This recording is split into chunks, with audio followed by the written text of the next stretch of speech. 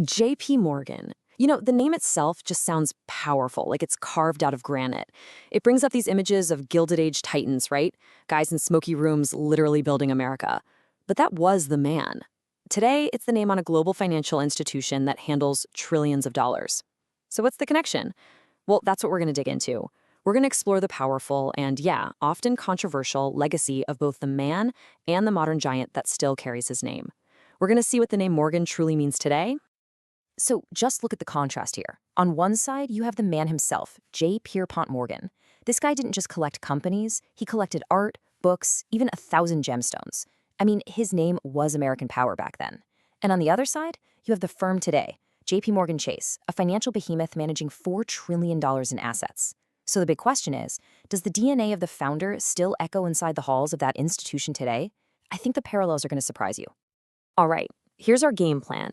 First, we're going to tackle the Morgan legacy itself. Then we'll dive right into the controversies, both from way back when and from recent memory. We'll look at how these financial empires get built, explore the firm's modern-day philosophy, and then at the end, we're going to ask the big question. Is this ultimately a flawed legacy? Okay, so let's jump in. The Morgan legacy. How did the vision of one man, a true titan of the Gilded Age, morph into this global corporation that can literally hold the fate of entire economies in its hands? Well, the story really starts with a reputation for both building amazing things and for breaking the rules. And a huge part of that legacy, for better or for worse, is controversy. What's absolutely fascinating is how the scandals and the missteps of the past seem to just echo in the challenges the modern firm faces today. Let's start this story way back, over 150 years ago, during the American Civil War. Worse than traitors in arms. Wow, now that is a heavy accusation. This was the actual conclusion of a U.S. House of Representatives report from 1863. And right at the center of this whole scandal, a very young J.P. Morgan. So what on earth happened?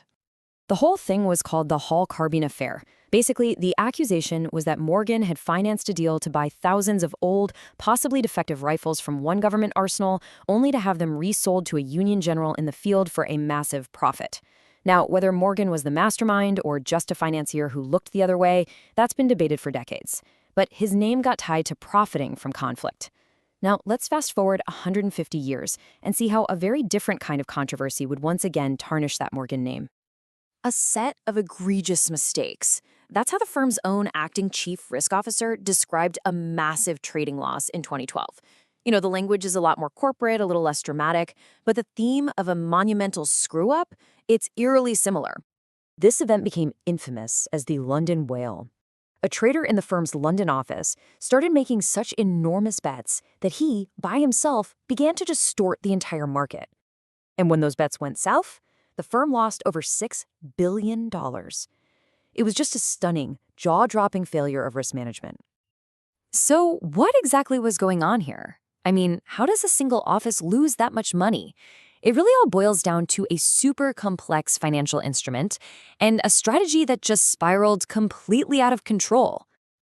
Okay, the instrument at the heart of this whole mess was something called a credit default swap, or CDS. The easiest way to think about a CDS is to imagine it's an insurance policy on a company's debt. You can buy one to protect yourself if a company can't pay its loans, or you can sell one and you collect the payments just like an insurance company, but you're on the hook if that company defaults. And this really lays out the chain of events perfectly.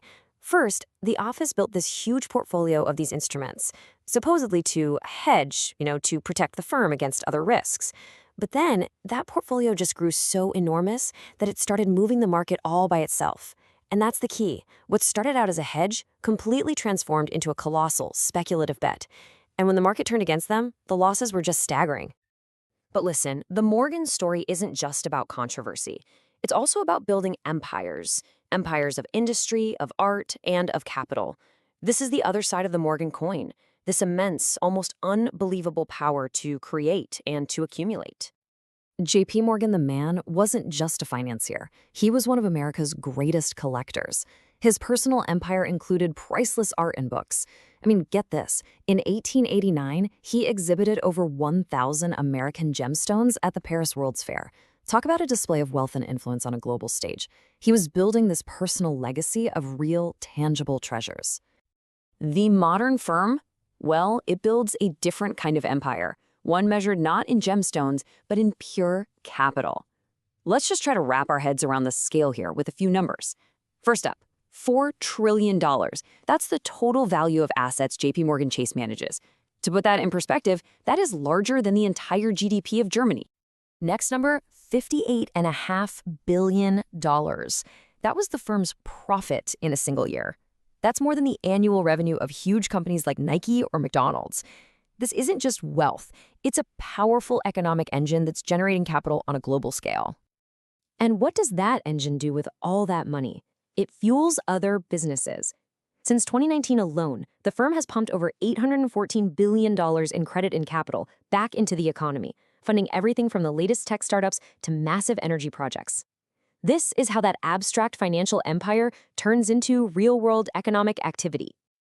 So how in the world do you manage an empire of that size, especially after getting burned by a crisis like the London whale? Well, the firm's answer is a core philosophy it calls the fortress balance sheet. And this is straight from their own annual report. The whole goal is to maintain stability, even when the world gets chaotic. In simple terms, strong capital just means having a massive cushion of your own money to absorb any losses. And robust liquidity means having more than enough cash on hand to pay all your bills, no problem. It's basically a promise to avoid the kind of crazy bets that led to past controversies. It's a strategy to be indestructible. And this whole philosophy is supposed to support their stated mission of having a positive impact. The firm really emphasizes its service to millions of regular American customers, its support for huge global clients, and its philanthropic investments in communities. It even highlights its role as a major employer, including for thousands of veterans. This is that constructive, empire-building side of the modern Morgan legacy. So this brings us to the final question, the big one. When you put it all together, the controversies on one hand and the empire building on the other, what are we left with? Well, we're left with this fundamental duality that seems to define the name Morgan. This slide just sums it up perfectly. The founder, the man himself, was accused of being worse than traitors, but he was also a monumental builder. The modern firm suffers from egregious mistakes, and yet it also operates a $4 trillion fortress that props up global economies. This tension, this push and pull between immense achievement and significant failure, it seems to be at the very heart of the legacy. And the firm itself has basically acknowledged its flaws. An internal review of the London whale incident didn't blame some rogue traitor or a faulty computer program. No, it concluded the losses were the result of poor judgment and poor management. It was a direct admission of a fundamental human failure, right at the highest levels. So we're left with this: power and controversy, empire building and just colossal mistakes. It's like two sides of the same coin, separated by 150 years. So is this tension, this duality of creation and controversy, is it the inevitable legacy of any institution that gets this big and powerful?